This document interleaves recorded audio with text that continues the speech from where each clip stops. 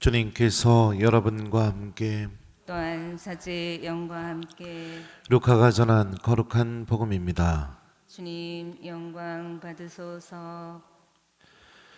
그때 몇몇 사람이 성전을 두고 그것이 아름다운 돌과 자원 예물로 꾸며졌다고 이야기하자 예수님께서 이르셨다. 너희가 보고 있는 저것들이 돌 하나도 다른 돌 위에 남아있지 않고 다 허물어질 때가 올 것이다. 그들이 예수님께 물었다. 스승님, 그러면 그런 일이 언제 일어나겠습니까? 또 그 일이 벌어지려고 할 때 어떤 표징이 나타나겠습니까? 예수님께서 이르셨다. 너희는 속는 일이 없도록 조심하여라. 많은 사람이 내 이름으로 와서 내가 그리스도다, 또 때가 가까웠다 하고 말할 것이다. 그들 뒤를 따라가지 마라. 그리고 너희는 전쟁과 반란이 일어났다는 소문을 듣더라도 무서워하지 마라. 그러한 일이 반드시 먼저 벌어지겠지만 그것이 바로 끝은 아니다. 이어서 그들에게 말씀하셨다. 민족과 민족이 맞서 일어나고 나라와 나라가 맞서 일어나며 큰 지진이 발생하고 곳곳에 기근과 전염병이 생길 것이다. 그리고 하늘에서는 무서운 일들과 큰 표징들이 일어날 것이다. 그러나 이 모든 일에 앞서 사람들이 너희에게 손을 대어 박해할 것이다. 너희를 회당과 감옥에 넘기고 내 이름 때문에 너희를 임금들과 총독들 앞으로 끌고 갈 것이다. 이러한 일이 너희에게 증언할 기회가 될 것이다. 그러나 너희는 명심하여 변론할 말을 미리부터 준비하지 마라. 어떠한 적대자도 맞서거나 반박할 수 없는 언병과 지혜를 내가 너희에게 주겠다. 부모와 형제와 친척과 친구들까지도 너희를 넘겨 더러는 죽이기까지 할 것이다. 그리고 너희는 내 이름 때문에 모든 사람에게 미움을 받을 것이다. 그러나 너희는 머리카락 하나도 잃지 않을 것이다. 너희는 인내로써 생명을 얻어라. 주님의 말씀입니다. 그리스도님 찬미합니다. 오소서 성령님, 너희는 인내로써 생명을 얻어라. 안녕하세요. 오늘 복음 말씀을 보면 종말에 관련된 말씀입니다. 다 무너진대요. 성전도 무너지고, 그리고 거짓 그리스도가 나타나서 사람들을 현혹하고, 그리고 또 전쟁이 일어나고 나라와 나라가 맞서고, 그러니까 국가도 무너지고 전쟁도 일어나고, 그리고 또 전염병 지진도 생기고, 또 하늘에 이상한 일들도 생기고 자연 재해도 일어나게 되고, 마지막에 이렇게 된답니다. 어떨 것 같아요? 별 생각이 없군요. 무섭겠죠. 근데 예수님은 뭐라고 말씀하시느냐? 무서워하지 마라. 또 중간에 어떠한 적대자도 맞서거나 반박할 수 없는 언병과 지혜를 내가 너에게 주겠다. 또 그러나 너희는 머리카락 하나도 잃지 않을 것이다. 이렇게 말씀하셔요. 다시 말하면 신앙의 진리 안에 머물고 있다면 눈으로 보이는 성전이 무너진다 하더라도, 그리고 거짓 그리스도가 나타나서 사람들을 현혹한다 하더라도, 전쟁이 일어나고 국가라는 경계가 완전히 무너져 버리게 되고, 기근 전염병으로 인해서 우리들의 생명을 위협한다 하더라도, 자연재해가 일어나서 세상이 완전히 뒤집어지는 그런 일이 일어나고 박해가 일어난다 하더라도 우리들은 어떻게 돼요? 머리카락 하나도 잃지 않게 될 것이다. 왜냐하면 주님께서 우리를 지켜주시고 주님께서 우리와 함께 계셔 주실 것이기 때문에 그렇죠.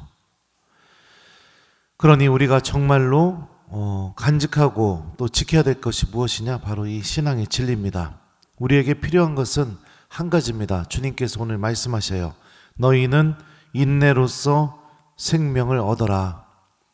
이 인내라는 이 그리스말을 보면 참 재밌습니다. 휘포모네라고 하는데, 휘포라는 말은 전치사입니다. 어떤 것 아래에 아니면 누구 아래에 그리고 어떤 것 곁에 아니면 누구 곁에 이런 의미를 갖고 있어요. 그리고 모네라는 단어는 머물다를 의미하는 매노에서 온 말입니다. 그러니까 인내한다는 게 뭐냐면 누군가 곁에 머무는 것, 그 다음에 어떤 것 아래 아니면 누군가 아래 내가 계속해서 머물고 있는 것, 이게 인내하는 겁니다. 주님 안에 주님 곁에 계속 머물러야 하기 때문에 많은 유혹들이 다가오겠죠.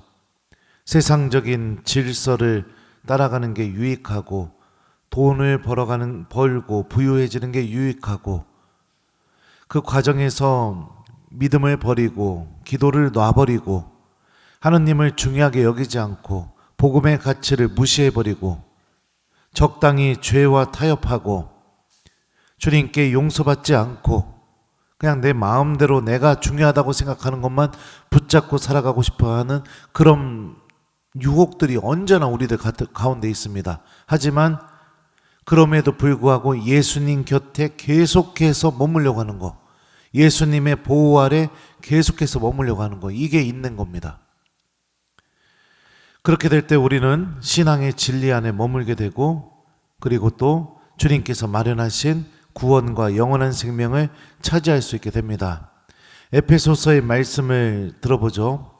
세상 창조 이전에 그리스도 안에서 우리를 선택하시어 우리가 당신 앞에서 거룩하고 흠없는 사람이 되게 해주셨습니다. 사랑으로 예수 그리스도를 통하여 우리를 당신의 자녀로 삼으시기로 미리 정하셨습니다.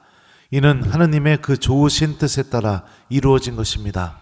이 말씀에 의하면 우리는 이미 하느님의 구원을 약속받은 사람들이라는 게 드러나고 있죠. 세상 창조 이전부터 우리를 선택하셨고 세상 창조 이전부터 우리를 당신의 자녀로 삼으시기로 주님께서 정하셨죠. 기도하는 삶, 미사를 봉헌하는 삶, 주님께 용서를 청하고 또 성사를 사랑하고 성체 앞에 머물고 하느님의 말씀을 귀담아 듣고 실천하고 그 말씀에 희망을 두는 것, 이런 것들은 어떤 일이 벌어진다 하더라도 우리가 주님 곁에 머물게 해주고 어떤 상황이 닥친다 하더라도 예수님의 보호 아래 머물게 해줍니다. 그래서 인내로서 생명을 얻는 길로 나아가게 해주고요, 우리들의 머리카락이 단 하나라도 다치는 일이 없도록 이 예수님의 말씀이 우리들 안에서 이루어질 수 있게 그 은총의 길로 우리를 도와줍니다. 사랑하는 교우 여러분들, 속지 마십시오. 끊임없이 여러분들 마음속에서 올라오는 악의 유혹들을 따라가지 마십시오. 기도가 사라져버리고 하느님에 대한 믿음이 사라지고 주님에 대한 사랑이 사라지고 복음의 가치가 사라지고 언젠가부터 내 삶의 질서가 그렇게 돼버리게 된다면 결국에는 나는 종말 때 무너져 버릴 것들, 존재하지 않을 것들, 그런 것들을 붙잡으면서 하느님을 외면하고 그리고 살아가고 있는 것뿐입니다. 붙잡고 있는 그것이 여러분들을 생명으로 인도해 줄 수 있는 힘이 하나도 없습니다. 우리는 이미 구원을 약속받은 사람들이죠. 제1독서를 보면은 하느님께서 이렇게 말씀하셔요. 거만한 자들과 악을 저지르는 자들은 모두 건불이 되리니 다가오는 그날이 그들을 불살라 버리리라. 악인들, 죄와 타협하는 사람들은 하느님의 종말 때에 그냥 불살라 버려지고 존재할 수가 없게 된다고 오늘 1독서가 말하죠. 그런데 마지막에 어떻게 말할까요? 그러나 나의 이름을 경외하는 너희에게는 의로움이 태양의 날개에 치유를 싣고 떠오르리라. 하느님을 경외하고, 의로움이 뭐죠? 하느님과 올바른 관계를 맺는 길이죠. 주님과 올바른 관계를 맺는 그 길을 선택한 이들에게는 태양이 날개에 치유를 달고 그 종말의 날이 우리가 치유받고 위로받고 생명을 얻고 그리고 하느님과 영원히 함께하는 그 생명이 시작되는 순간이라는 것을 오늘 1독서가 우리에게 알려줍니다. 2독서도 바오로가 이렇게 말해요. 그런데 듣자하니 여러분 가운데 무질서하게 살아가면서 일은 하지 않고 남의 일에 참견만 하는 자들이 있다고 합니다. 그러한 사람들에게 우리는 주 예수 그리스도의 이름으로 지시하고 권고합니다. 묵묵히 일하여 자기 양식을 벌어먹도록 하십시오. 바오로는 무질서한 삶에 대해서 지금 경고하고 있습니다. 내 삶이 무질서해버리게 되면 어떻게 될까요? 게을러지고 나태하고, 그러다 보면 하느님에 대한 믿음도 잃어버리게 되고 모든 것이 무너져 내리게 되죠. 그런 하느님을 떠나버리게 하는 그런 유혹들을 따라가지 말고 묵묵히 주님 안에 머무르는 그런 신앙생활, 그 삶이 결정적인 순간에 어려움이 다가왔을 때, 또 종말 때에 우리들을 생명으로 인도해 줄 수 있는 힘을 갖고 있다고 오늘 말씀이 우리에게 알려줍니다. 특히 오늘은 세계 가난한 이의 날입니다. 레오 교황님께서 담화문을 발표하셨는데, 가난한 이들에 대해서 교황님께서 이렇게 말씀하셔요. 가난한 이들은 교회의 불편한 존재가 아니라 사랑하는 형제 자매입니다. 그들은 자신의 삶으로, 자신의 말과 지혜로 우리에게 복음의 진리를 접하게 해주기 때문입니다. 그러니까 가난한 사람들이, 불편한 사람들, 마주치고 싶지 않은 사람들, 그냥 없었으면 좋을 것 같은 그런 사람들, 그게 아니라는 거죠. 가난한 사람들은 우리들에게 어떤 사람들이 있느냐? 복음의 진리를 내가 직접 체험할 수 있게 도와주는 아주 소중한 사람들이라고 그렇게 교황님께서 말씀하고 계십니다. 아무튼 그래서 특히 이 마테오 복음을 보게 되면 종말 때에, 이 심판 때에 유일하게 예수님 앞에 가져갈 수 있는 것이 무엇인지를 알려주죠. 아마 다음 주 복음이기도 합니다. 가난한 이들과 내가 어떤 관계를 맺었는가, 그게 예수님을 만날 때 유일하게 가져갈 수 있는 것입니다. 그렇다면 성경의 말씀을 정말로 믿음으로 받아들이고 있다면 내가 삶을 어떻게 살아야 될지 명확해지게 되겠죠. 없어지고 말 것들, 세상의 질서들, 하느님을 잃어버리게 만드는 것들, 그런 것들을 갈망하면서 욕심부리고 믿음도 잃어버리게 되고, 주님을 만나러 갈 때 가난한 이들과의 그 어떤 관계도 준비되지 않은 상태로 마치 기름이 없는 어리석은 처녀처럼 삶을 그렇게 산다면 결국에 우리는 구원을 약속받았음에도 불구하고 그 구원을 차지하지 못하게 되는 불행한 사람이 될 뿐입니다. 그러니 사랑하는 교우 여러분들, 신앙의 진리 안에 머물며 가난한 이들에게 관심을 갖고 또 그들 안에 살아계시는 예수님을 바라보고 만날 수 있는 사람이 되었으면 좋겠습니다. 결국에 우리가 주님 앞에 다가가서 셈을 할 때는 내가 얼마나 많은 사랑을 했는가, 이거 하나만 들고 갈 수 있습니다. 다른 것은 오늘 복음에 나오는 것처럼 다 없어지고 말 것들입니다. 내가 얼마나 사랑을 실천했는가, 얼마나 예수님의 말씀 때문에 가난한 이들과 깊은 관계를 맺었는가, 이거 하나만 들고 가게 됩니다. 그러면 신부님, 기도도 필요 없고 다른 거 필요 없겠네요.